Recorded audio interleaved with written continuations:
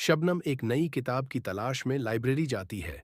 उसे किताबों से बेहद लगाव होता है और आज वो एक खास किताब पढ़ना चाहती है जिसके बारे में उसने एक ब्लॉग में पढ़ा था। लाइब्रेरी का माहौल शांत होता है। चारों तरफ किताबों की खुशबू और लकड़ी की मेजों की हल्की चमक होती है।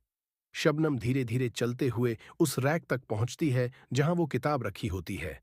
जैसे ही वो किताब निकालने के लिए हाथ बढ़ाती है, ठीक उसी समय एक और हाथ भी उसी किताब की ओर बढ़ता है।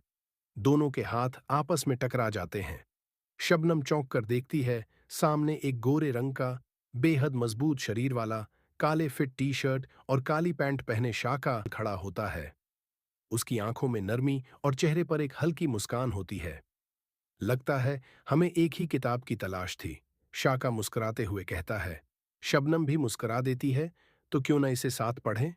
वही एक पल एक नई कहानी की शुरुआत बन जाता है। दोनों एक ही टेबल पर बैठकर किताब पढ़ते हैं। धीरे धीरे बातचीत शुरू होती है जो दोस्ती में बदल जाती है। शबनम को पता चलता है कि शाका एक लेखक है और अपनी नई कहानी लिख रहा है।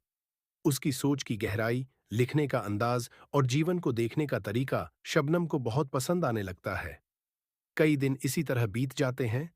कभी वो किताबों पर चर्चा करते, कभी अपने ख्वाबों पर। फिर एक दिन जब लाइब्रेरी की खिड़की से सुनहरी धूप भीतर आ रही होती है, शाका शबनम का हाथ पकड़ता है और कहता है, मैं चाहता हूं कि मेरी जिंदगी की कहानी तुम्हारे साथ शुरू हो।